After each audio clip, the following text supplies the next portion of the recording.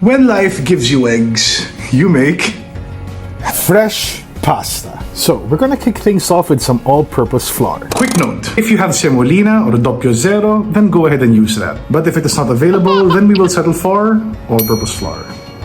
Okay, next ingredient, eggs. Shout out to Bounty Fresh for sending over some fresh eggs. It's actually my first time to use this cage-free eggs, so let's see how things go. For this recipe, we're gonna need 5 eggs. And that's how my dad taught me.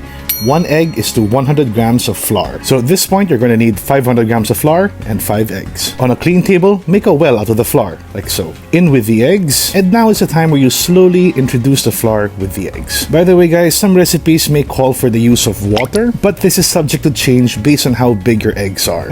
Now at this point, we're going to keep mixing everything together until you start forming a dough. This could take somewhere between 8 minutes or so, but my father's advice would always be quanto basta, meaning you go at it as needed. Now, a good way to see if your dough is ready is to give it a few pokes, and if it springs back up like so, then it's good. Wrap it up with some cling film and let it rest for about 20 to 25 minutes. While waiting, I'm gonna go ahead and show you guys how I set up my pasta roller, because why not? Anyhow, moving back to the dough, I'm just gonna roll it up and portion it into 4 just to make my life a bit easier. And be sure to keep the remaining dough covered to avoid it from drying out. Now we're gonna go ahead and stretch out the pasta, and now is the time to slowly pass it through the machine. I'm gonna go ahead and get the next amount of dough and do the same thing. Now here's the part where I'm going to combine the dough together and pass it one more time. At this point, now we can slowly flatten the dough to our desired setting. From setting 0, I'm now setting it to setting number 1. Repeat the same procedure until you hit setting number 4. Also, you'll want to dust the pasta as needed with flour, just to make sure that it's not too wet. Now it's time to cut the pasta. I like to go between, say, 8 to 10 inches in length. Roll it up like so, and with your knife, go ahead and cut it up. If you have the cutter attachment, then you can also use that. Now we're going to turn this pasta into a little bird's nest, as my dad likes to call it.